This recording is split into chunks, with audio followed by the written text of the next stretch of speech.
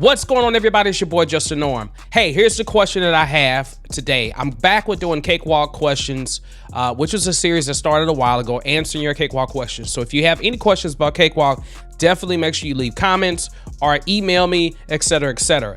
Here is a question that I received back in April 2023. I have not forgot about these questions from Iron Fist Entertainment. Can you do one on how to reverse reverb without having to bounce it down? Yes, I'm going to show you both ways. I'm going to show you how to bounce it down, and I'm also going to show you another way, which is kind of similar, but it should be a little easier than trying to bounce down and then bringing back into the same project. Here is the effect that I'm trying to get.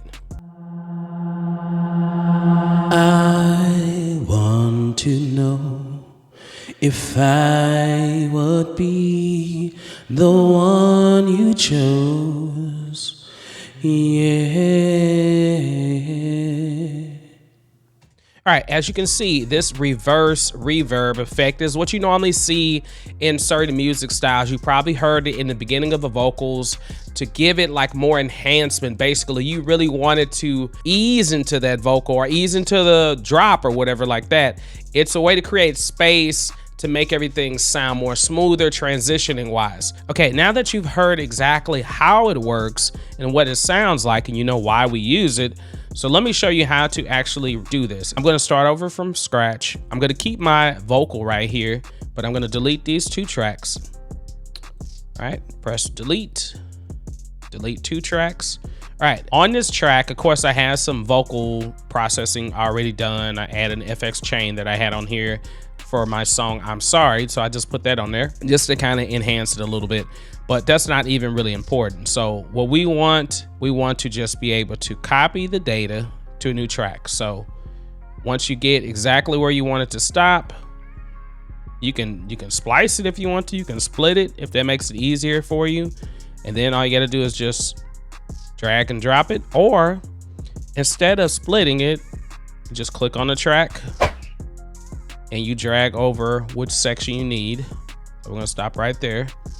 And then while you're holding control, just bring it down, and then it'll automatically create a new track. Now, if you did what I did, that's because you didn't hold control down and you just actually chopped it up. Control Z, let's do it the right way.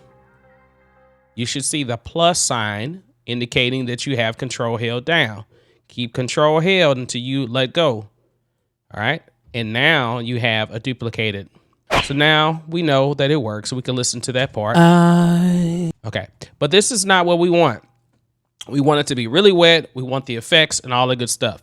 First thing I'm gonna do is I'm gonna reverse this, all right? Stay with me. It's a little tricky process, but it's not that complicated. So you're gonna go up here. You're gonna go to process. There used to be a shortcut for this, but it's like I don't see the shortcuts anymore. You probably could actually make this a shortcut keyboard wise if you wanted to do that. Here we go. So now we clicked it. Now it's reversed. Let's listen to it now. Yeah. Okay. All right. Got you. All right. Sounds really weird.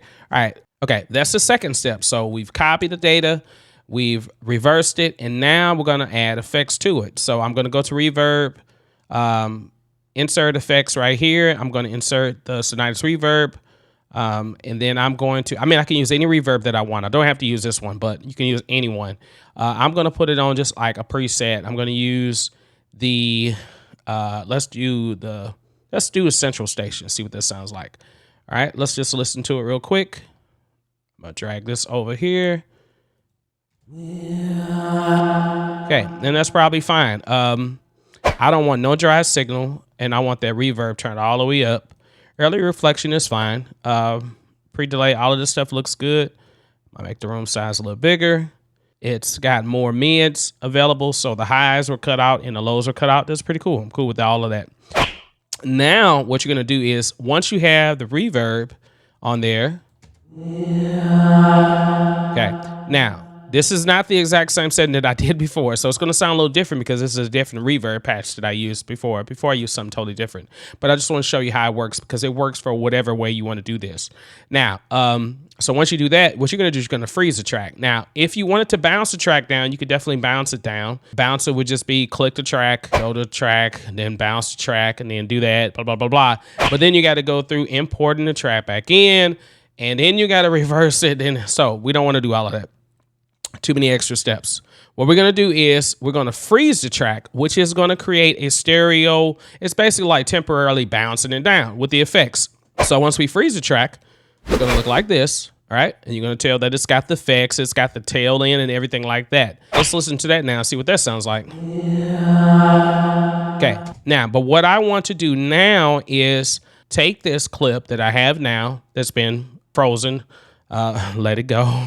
Anyway, and I want to copy that to a new track. I don't really want to use this track for this. I want to be able to do some other things on it. I do this a lot when I'm dealing with like sampling. If I want to sample a certain sound and I like what I come up with, I'll copy that to a new track. That way I can keep working with that one track and keep manipulating other things and then copy it over. It's kind of like a way to print or write it. Okay, what we're going to do now is we're going to reverse it again. So you probably ask me, why are we reversing it again? Well, the first step is we reverse the word. So, but I really want it to sound like I don't want it to sound like whatever. I don't want it to be reversed. I want the reverb to be reversed, but not the actual sound or the word. So in order to do that, when I reverse the word, I put reverb on it. So the reverb is normal. The word is reversed, but now we're going to flip it. We're going to put the word back where it is. And now the reverb will be reversed. So if that makes sense. All right. So when we click on it, we are going to go back to apply effect, reverse again. And now this is what it sounds like. Let me move over some. Okay, now, and what I'm going to do is I'm going to chop this up some, do a little split right there. Don't need this part. All right, and I'm going to, well, I'll bring it in some more. I'm going to do some fade ins and fade outs. And you can actually change, if you didn't know this, you can right click where that fade in icon pops up and you can go to a fast curve and let's do it there. Or maybe I'll do it like that. Okay. And that might work. So let's see what that sounds like. Now what I'm going to do is it's all about just lining it up with where you need it at. So let's try it right here. Okay, now let's listen to it with the rest of it. Let's mute this track because we don't need this one right now. Okay, not quite. Yeah, and that might be fine. And then I might want to change this to a linear curve. That's what I did last time. All right. I want to. And that's cool. And then if you want to go a step further, you might want to add reverb to this part. Okay, that'll give you another cool effect. Now you got like a reverse reverb and a reverb. They're like battling each other, which just sounds like a really garbled effect. So maybe that's something that you want to do. If you found this video valuable, make sure you give it a like, please. The like definitely helps spread it more places so people can see the video.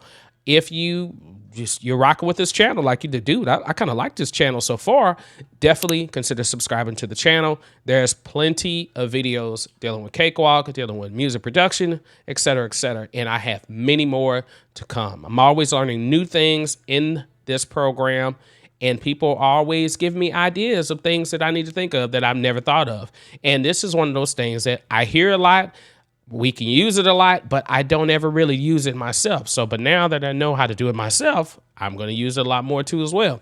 All right, you all take care.